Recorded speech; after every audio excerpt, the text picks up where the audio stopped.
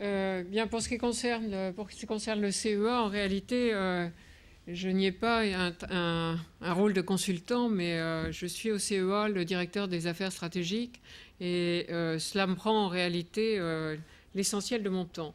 Bon, comme ceci vous a été dit dans la présentation, nous n'allons pas parler dans cette conférence du XXe, mais plutôt du XXIe siècle.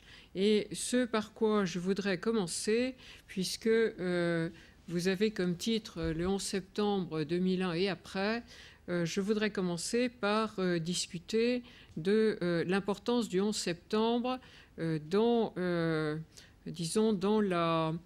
façon dont on est passé d'une ère à une autre.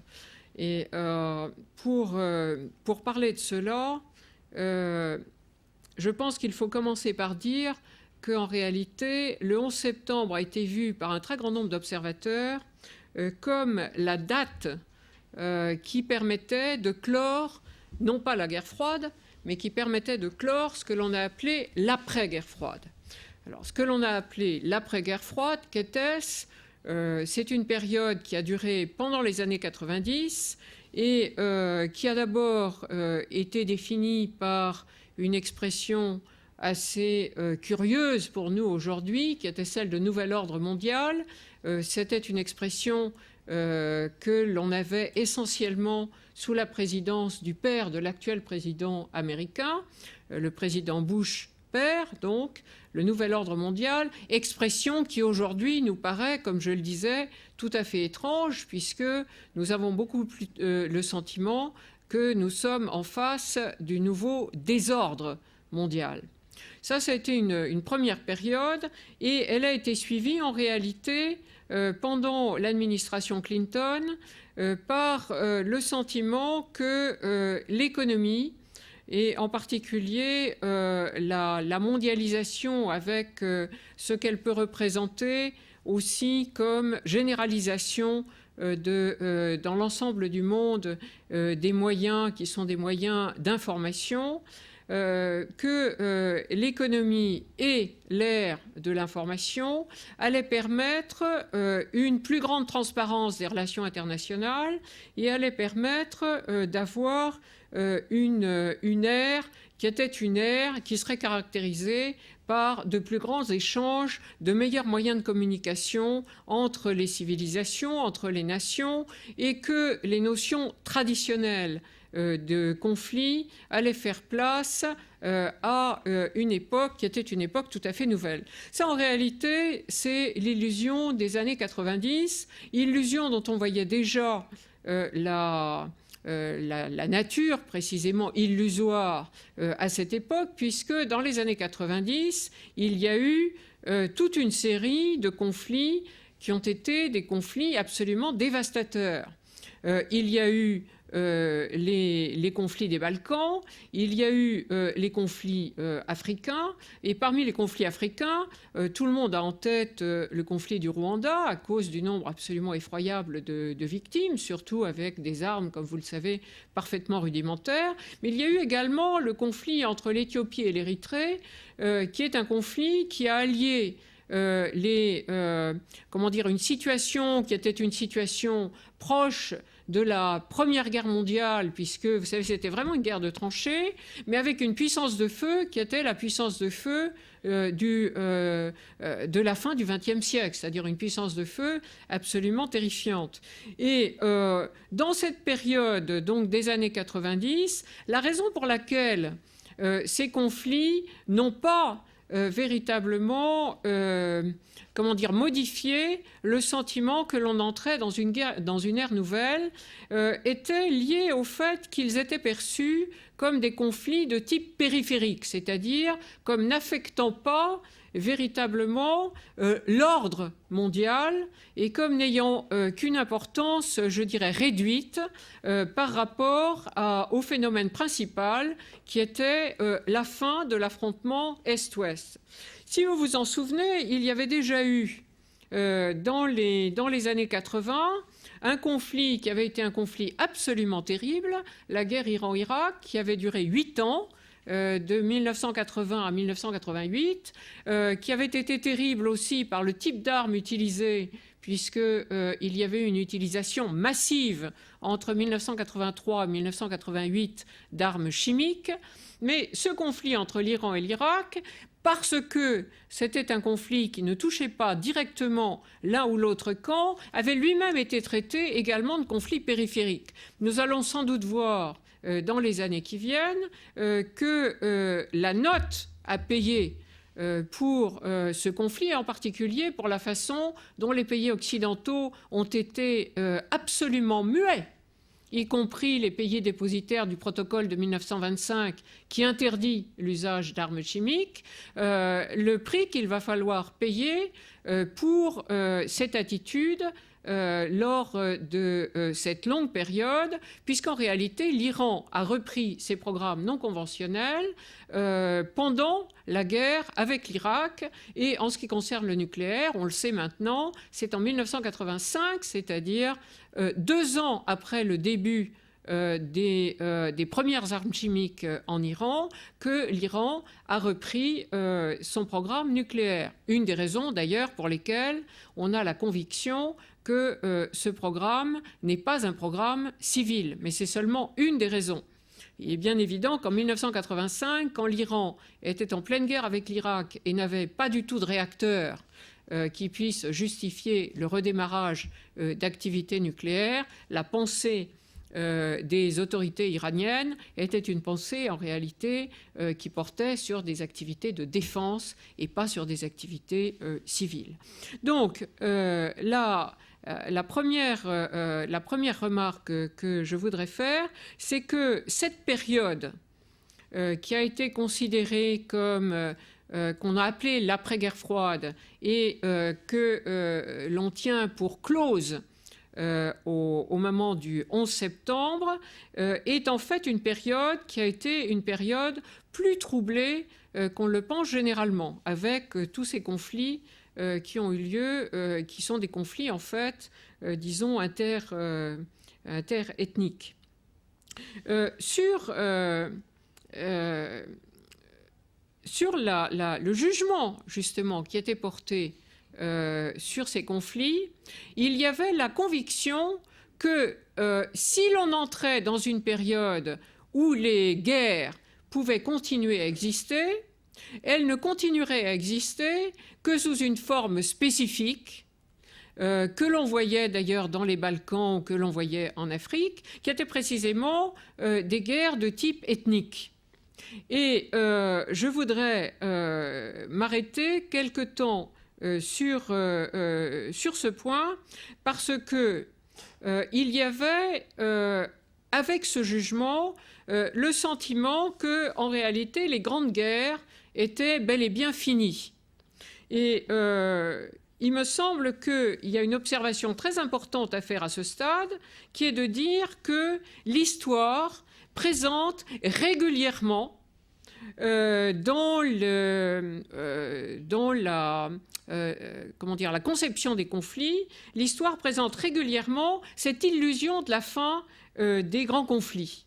À maintes reprises, on a, au cours de l'histoire, avec des justifications qui varient avec le temps, on a le sentiment que les grandes guerres deviennent deviennent impossibles, soit parce qu'elles sont impensables, soit parce qu'elles sont devenues inutiles. Alors je vais vous donner 2 exemples caractéristiques. Il y a eu à la fin du XVIIIe siècle, donc juste avant les grandes guerres napoléoniennes qui ont dévasté l'ensemble de l'Europe.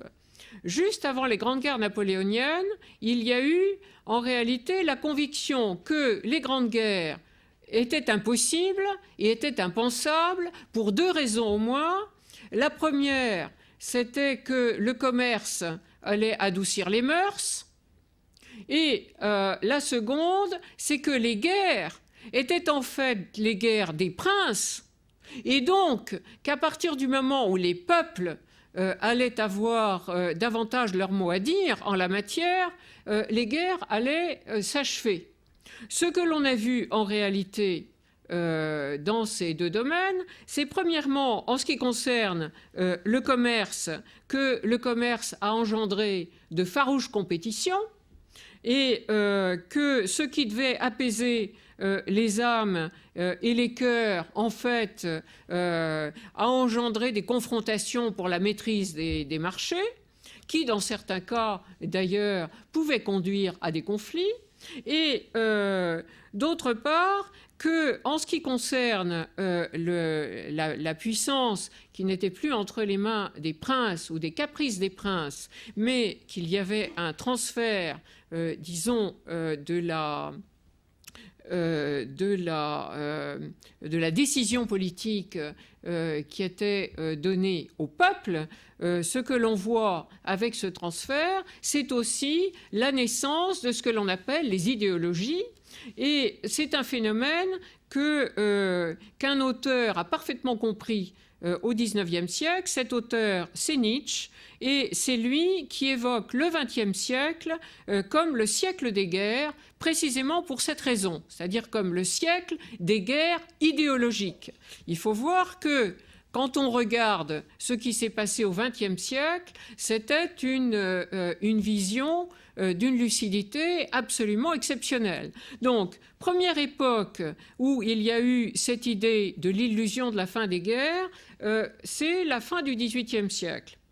Deuxième époque où on a une situation, je dirais, assez semblable dans l'illusion, mais qui repose sur des convictions assez différentes, c'est en fait au début du XXe siècle, et pour comble, d'ailleurs, la personne dont je vais parler, qui est en fait Wells, s'est exprimée sur ce sujet en 1914, donc à une période qui est quand même assez symbolique de ce point de vue. Il écrivait que la guerre était devenue impossible, et d'une certaine façon, quand on y réfléchit, il avait raison, parce que d'une certaine façon, il était presque impossible au début du XXe siècle de prévoir que pendant toutes ces décennies, on allait voir d'une part deux guerres mondiales, on allait voir la fin de l'Empire austro-hongrois, on allait voir la fin de l'Empire turc, on allait voir la fin des empires coloniaux, et on allait voir les révolutions russes et chinoises. Donc en réalité, il y avait tout à fait au début du XXe siècle une très grande difficulté à imaginer ce qu'allait être le siècle des guerres et des révolutions tel qu'on l'a appelé par la suite.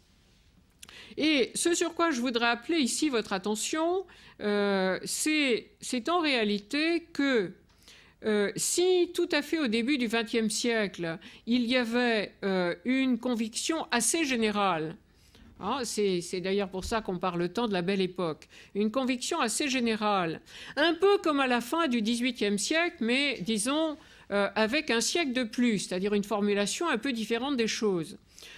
S'il y avait cette idée que finalement l'interaction, enfin les interactions économiques, les relations très étroites entre les différentes nations européennes, les développements technologiques, tout cela allait permettre, les progrès de la science, tout cela allait permettre d'avoir un développement qui certes ne serait pas nécessairement un développement tout à fait harmonieux, mais qui en tout cas serait un développement qui permettrait à l'humanité au XXe siècle de connaître une période beaucoup plus heureuse que ceci n'avait été le cas pendant tout le XIXe. Il y avait en fait, dès 1905, quand on y réfléchit, des signaux d'alarme qui étaient quand même assez alarmants. Parce que dans l'année 1905, donc il y a juste un siècle, dans l'année 1905, vous avez à la fois la guerre russo-japonaise. La guerre russo-japonaise, qu'est-ce que c'est? C'est la première fois qu'une armée orientale défait à plate couture une armée occidentale. Hein? Et c'est un précédent qui ne sera pas perdu en Asie et qui donnera aux nations asiatiques le sentiment que, contrairement à ce qu'elles pensaient jusqu'alors, en réalité, les Européens pouvaient être défaits, qu'ils pouvaient être vaincus. Et on regarde souvent cette histoire sous l'angle russe, et pas sous l'angle japonais, mais si on la regarde sous l'angle japonais, c'est le début, en réalité, pour le Japon, d'un processus de domination en Extrême-Orient, qui ne s'arrêtera qu'en 1945 avec la défaite japonaise et avec, comme vous le savez, les 2 armes nucléaires sur le Japon. Donc, une histoire extraordinairement dramatique. D'un autre côté, la guerre russo-japonaise a comme un de ses effets principaux la première révolution russe, puisque vous savez que les révolutionnaires russes ont profité énormément à la fois de la panique et, disons, de la façon dont et le tsar et l'ensemble des autorités russes avaient été atteintes en leur cœur par cette défaite qui avait été absolument sans appel sur terre et sur mer, et en plus très rapide. Donc, il y a eu la guerre russo-japonaise, il y a eu la première révolution russe. La guerre russo-japonaise entraîne les Russes par le mouvement de balancier classique de la diplomatie russe vers les Balkans, et ce sera une des raisons de la guerre de 14, l'intérêt des Russes pour les Balkans et le fait que les Russes n'acceptent pas de lâcher leur allié serbe, au moment où la Serbie est impliquée dans l'attentat de Sarajevo. Et puis il y a donc ces 2 événements, et il y en a un troisième, 1905, c'est aussi la crise de Tanger. Qu'est-ce que c'est que la crise de Tanger? C'est la première crise marocaine franco-allemande qui, en réalité, est une crise tellement grave que, sans la conférence d'Algésiras et sans la médiation américaine, on aurait pu avoir la guerre de 14 quelques années plus tôt. Parce que la tension entre la France et l'Allemagne est telle, déjà en 1905, que, en réalité, la moindre étincelle peut faire partir l'explosion. Parmi ceux qui se sont rendus compte du caractère extraordinairement dangereux, disons, de l'esprit revanchard qu'il y avait de part et d'autre, et je crois qu'il faut leur rendre justice, il y a eu les instituteurs. En 1905, vous avez un mouvement vraiment des instituteurs en France pour essayer de changer les manuels scolaires et d'essayer d'éliminer ce que ces manuels comportent de trop agressif vis-à-vis de l'Allemagne, parce qu'ils voient à quel point ceci peut entraîner l'ensemble du pays dans une aventure absolument catastrophique. Donc ça, c'est le troisième élément, 1905. Il y en a un quatrième sur lequel j'appelle votre attention, c'est la publication en Chine des 3 principes du nationalisme chinois, qui sont les 3 principes de Sun Yat-sen, qui sont les principes sur lesquels, en réalité, va se faire plus tard la révolution chinoise. Et donc, vous avez en 1905, en fait, une situation où vous pouvez lire déjà le siècle des guerres et des révolutions. Vous pouvez vraiment le lire avec la guerre russo-japonaise, avec la crise de Tanger, avec la première révolution russe et avec la publication de ces 3 principes. En réalité, ceci ne veut nullement dire, naturellement, que l'histoire du XXe siècle est déjà écrite en 1905. Ce serait tout à fait absurde. Ce que ceci veut dire, c'est qu'en 1905, vous aviez une série d'avertissements qui auraient pu conduire les hommes politiques qui étaient à l'époque au pouvoir dans les différentes capitales, qui auraient pu les conduire à faire attention à la façon dont les événements commençaient à s'emballer. C'est tout ce que cela veut dire. Parce qu'il a fallu, entre 1905 et 1914, encore une série absolument invraisemblable, disons, d'erreurs et de courte vue aussi. Alors, je vous donne, par exemple, un exemple. Très peu d'Européens, en dehors d'intellectuels comme Paul Valéry, très peu d'Européens réfléchissent à ce qui se passe dans la guerre russo-japonaise.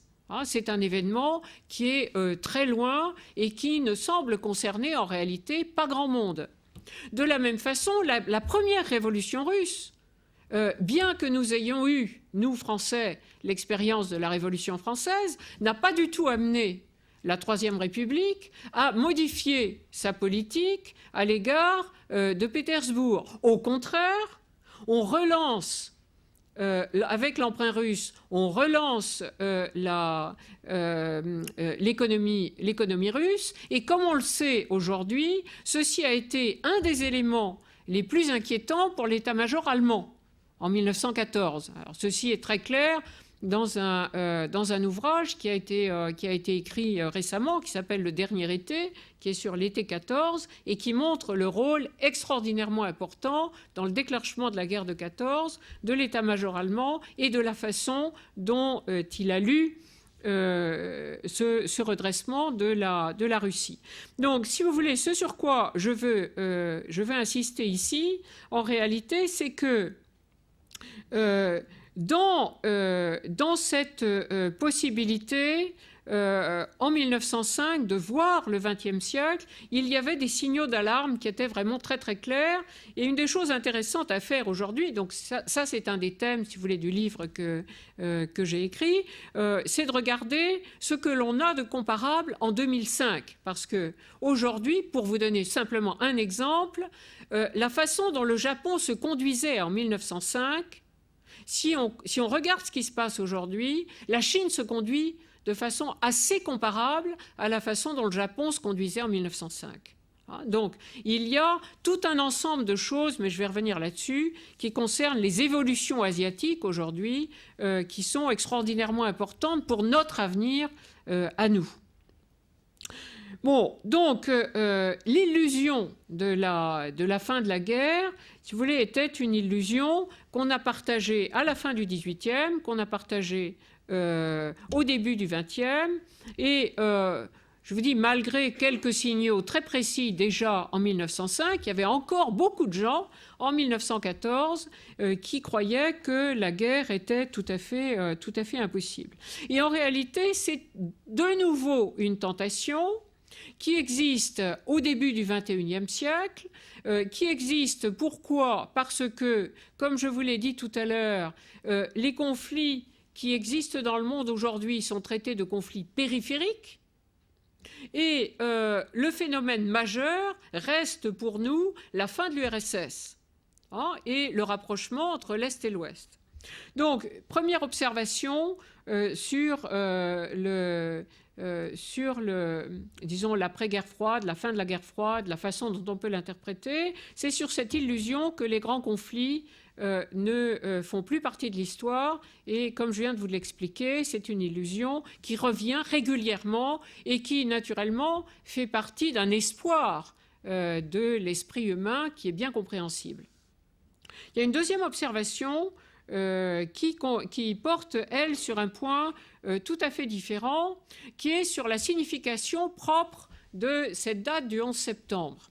Parce que si la plupart des observateurs ont reconnu de façon apparemment unanime que le 11 septembre était bien la date qui mettait un terme à ce que l'on appelle l'après-guerre froide, donc cette période, si vous voulez, que l'on a appelée ainsi par manque d'imagination, parce qu'on ne savait pas comment définir ce qui venait après la guerre froide. Donc on attendait un événement, ou on attendait un courant qui permette de voir comment on allait pouvoir parler du monde qui était en gestation. En réalité, le fait que l'on ait choisi cette date a quelques bonnes raisons avec lui, c'est-à-dire on peut justifier le choix de cette date par tout un ensemble de raisons. Moi, je vous en donne quelques-unes. Premièrement, parce qu'on était en face d'un type de terrorisme qui n'avait pas grand-chose à faire avec le terrorisme basque ou corse ou breton ou même irlandais, c'est-à-dire qui n'avait pas grand-chose à faire avec un type de terrorisme qui certes posait des problèmes très désagréables aux États auxquels ils s'adressaient, mais qui ne représentaient pas une menace de type stratégique, qui était une menace, disons, de type tactique. Ça, c'est une première raison, c'est-à-dire que le terrorisme, tel qu'on le découvre au 11 septembre, représente une menace beaucoup plus stratégique que ça n'avait été le cas jusqu'à présent, et donc il y a une modification de type qualitatif. Deuxième raison, les auteurs de cet attentat avaient une ambition insensée qui était de mettre à genoux la première puissance mondiale. Et comme on le sait, ces auteurs-là étaient eux-mêmes persuadés, ça c'est clair dans les textes qu'on a trouvés en Afghanistan, ils étaient eux-mêmes persuadés que c'était grâce à eux que l'URSS s'était effondrée. C'est-à-dire que l'URSS avait vu sa fin, en fait, en Afghanistan. Pas à cause de la guerre des étoiles, ou à cause de l'épuisement du communisme, ou à cause de l'épuisement économique de l'URSS, mais bien que c'était bien en Afghanistan que l'URSS avait été défaite à plate couture et que c'était là, en réalité, que l'Empire soviétique s'était effondré. Donc, l'idée, l'ambition était, après avoir eu raison de ce premier empire, d'essayer de mettre à genoux la seule puissance mondiale qui demeurait, c'est-à-dire les États-Unis. Donc une ambition extrêmement quand même impressionnante de la part des auteurs. Troisième raison, on voyait ces individus utiliser des moyens conventionnels, certes, hein, des avions,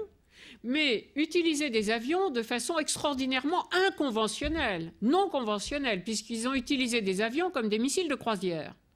Et ce qui montrait en réalité une inventivité de ces nouveaux terroristes qui était une caractéristique éminemment nouvelle.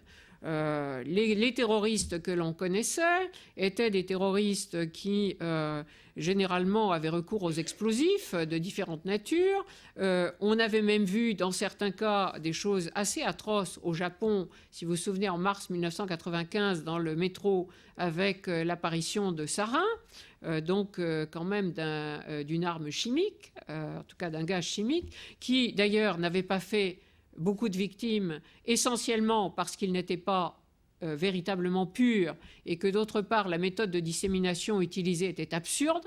C'était un sac en plastique dans un sac brun qui avait été percé au moment où les terroristes avaient quitté le métro.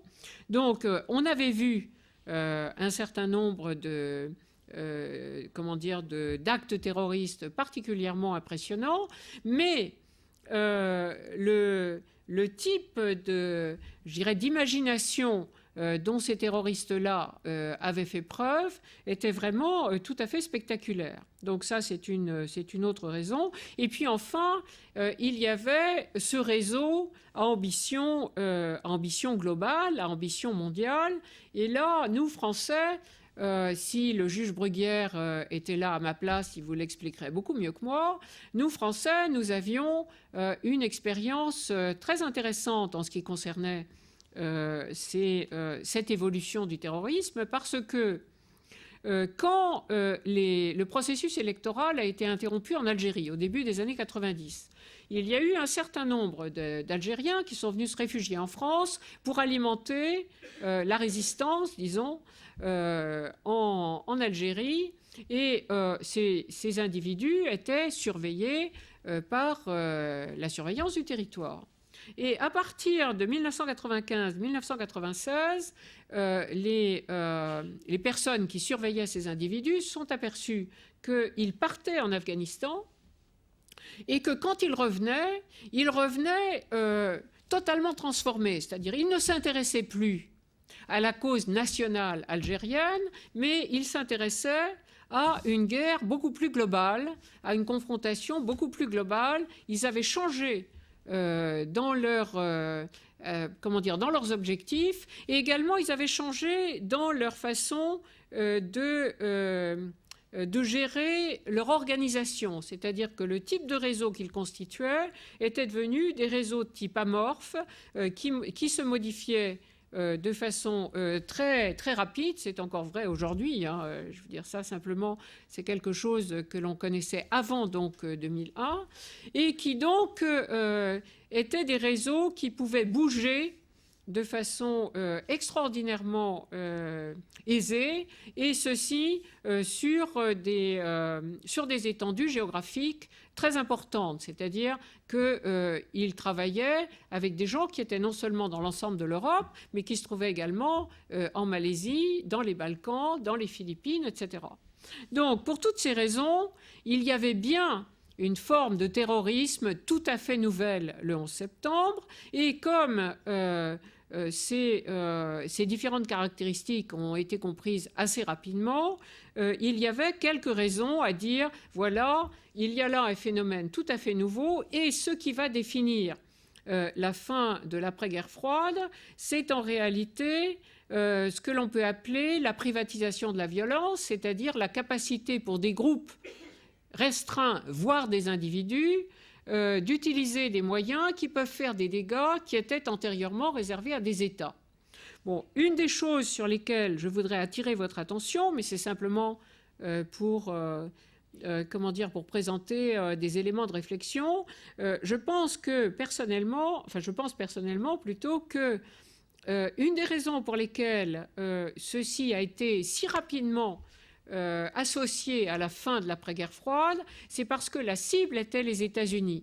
Parce qu'en réalité, si l'on cherche à déterminer une date pour la fin de l'après-guerre froide, on peut, de mon point de vue, tout aussi bien choisir une date tout à fait différente qui n'a rien à voir avec le 11 septembre 2001 et qui est en fait le mois de mai 1998. Pourquoi ? Parce qu'en mai 1998, vous avez eu une série d'événements de très grande importance, simplement qui s'est passé dans une partie du monde qui n'est pas occidentale. Ces événements de très grande importance, ce sont les essais indiens et pakistanais. Pourquoi est-ce que ces événements sont de très grande importance ? Ils le sont pour au moins deux raisons. Si vous voulez, la première raison, c'est qu'on découvrait ainsi que le nucléaire, qui passait pour être une arme du passé dans l'Est-Ouest, était pour d'autres une arme d'avenir. Si l'Inde et le Pakistan ont décidé de faire des essais nucléaires alors qu'ils avaient des capacités latentes, et on le savait depuis bien longtemps, s'ils ont décidé de passer ce pas, c'est parce qu'ils voulaient déclarer au monde entier qu'ils étaient désormais une puissance nucléaire, certes non reconnue par le TNP, mais une puissance nucléaire deux puissances nucléaires que le monde allait bien être obligé d'accepter. Or, ceci, si vous voulez, à mon avis, a une importance stratégique extraordinairement grande. Donc, premièrement, mai 98, le nucléaire n'est pas une arme du passé. Le nucléaire n'est pas quelque chose qui a défini la guerre froide et qui n'a défini que la guerre froide, c'est-à-dire la confrontation Est-Ouest, et qui va se terminer, disons, avec la fin de cette confrontation. Donc ça, c'est une première raison de l'importance de cet événement. Il y a une deuxième raison qui était d'attirer l'attention du monde entier sur l'Asie et sur le fait, en réalité, que les affaires asiatiques allaient être les affaires stratégiques principales du XXIe siècle. Et ça, c'est quelque chose que ni les Européens de l'Ouest, ni les Européens même de l'Est n'étaient prêts à reconnaître. Les États-Unis davantage. Pourquoi ? Parce que les États-Unis sont une puissance asiatique. Elles sont une puissance asiatique parce qu'il y a la 7e flotte, qui est quand même la plus grande flotte du monde, et c'est une puissance asiatique également parce que la géographie ne laisse aucun choix à l'Amérique. L'Amérique ayant toute sa façade pacifique, elle ne peut qu'avoir un rôle en Asie. Et d'ailleurs, elle a des intérêts de sécurité et des accords de sécurité avec plusieurs pays d'Asie, dont le Japon, dont la Corée du Sud, dont Taïwan.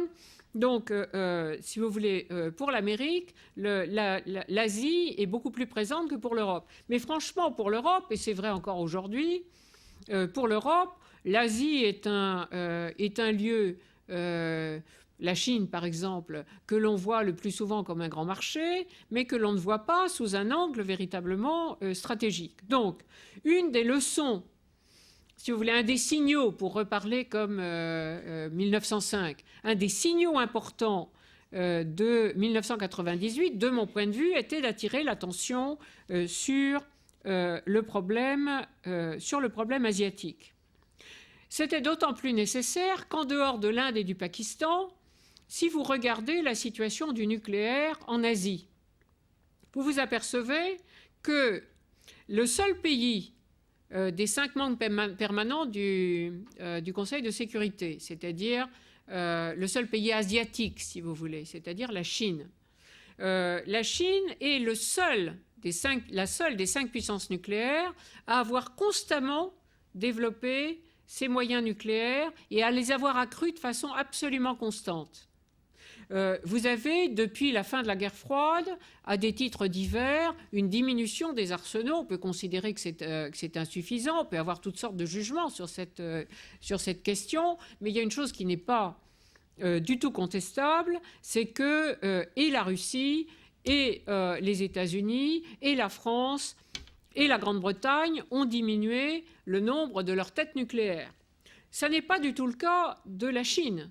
La Chine est dans un processus absolument inverse où elle modifie et elle modernise ses missiles, où elle modifie, où elle modernise ses sous-marins. C'est bien nécessaire d'ailleurs parce que les sous-marins chinois qui existaient pendant la guerre froide pouvaient à peine faire des patrouilles, les sous-marins de la classe Xia.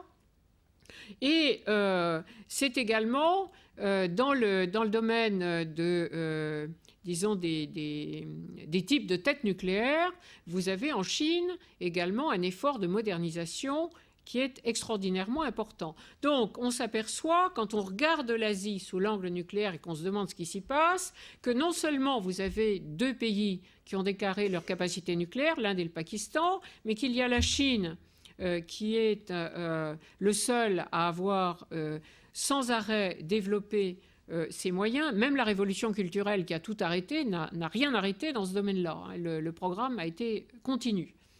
Et puis, il y a également, il faut quand même le rappeler, un État qui, pour être au bord de la faillite, et même, elle n'est pas au bord de la faillite, elle est dans la faillite la plus totale, la Corée du Nord. La Corée du Nord est quand même un pays qui a fait le choix de développer le nucléaire et même de sortir du traité de non-prolifération en janvier 2003. Donc, vous avez un paysage asiatique qui est un paysage fortement nucléarisé. Ce paysage asiatique fortement nucléarisé est d'autant plus préoccupant que, premièrement, comme je l'ai dit tout à l'heure, c'est là que se trouve maintenant le centre des affaires stratégiques et plus en Europe. Et deuxièmement, vous avez en Asie toutes sortes de conflits non résolus. Alors, pour vous donner quelques exemples, très rapidement, sur la question du Cachemire, vous savez qu'il y a eu entre l'Inde et le Pakistan, il y a eu 4 guerres. C'est 47, 65, 71, la naissance du Bangladesh, puis 99, Kargil, quelques mois plus tard, le coup d'État de Musharraf. Donc, le problème du Cachemire, non seulement n'est pas résolu, mais le problème du Cachemire, d'une certaine façon, ne peut pas être résolu parce que le jour où le problème du Cachemire sera résolu, il n'y a plus aucune justification au rôle des militaires au Pakistan. C'est aussi simple que ça. Les militaires qui ont gardé la main sur les affaires importantes au Pakistan depuis 1947, même quand vous aviez des civils comme Benazir Bhutto, comme Nawaz Sharif. Ça a toujours été les militaires qui ont gardé en main les choses vraiment significatives. Bon, en réalité, si le conflit avec l'Inde disparaît, les militaires perdent complètement leur raison d'être. Et comme vous le savez peut-être, vous avez un certain nombre de provinces, et en tout cas une grande province, le Baloutchistan, qui est en situation de révolte vraiment assez grave en ce moment vis-à-vis de l'autorité centrale. Il y a toutes sortes de problèmes qui sont liés en fait au Pakistan et qui permettent à l'unité du Pakistan et qui permettent aussi aux militaires de garder leur pouvoir. Mais le problème principal, c'est le Cachemire. En dehors du Cachemire, le problème de la péninsule coréenne, qui est un héritage complet, non seulement de la guerre froide, mais de la Seconde Guerre mondiale, puisque c'est l'avancée des troupes soviétiques à l'Est qui a entraîné, comme vous le savez, la division de la péninsule au 38e parallèle, et le fait qu'il y ait Kim Il-sung qui a été placé par les soviétiques au nord et les Américains ont mis leurs hommes au sud juste avant de partir. Et comme vous le savez peut-être, dès qu'ils sont partis, Kim Il-sung a envahi le sud et les Américains ont dû revenir, et ça a été la guerre de Corée, 1 million de morts. 50-51, essentiellement, la paix sera enfin la paix, il n'y a pas de paix justement, l'armistice en 53, 1 million de morts en un an.